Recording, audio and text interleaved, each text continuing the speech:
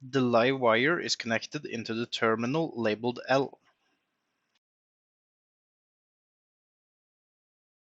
The neutral wire is connected into the terminal labeled N.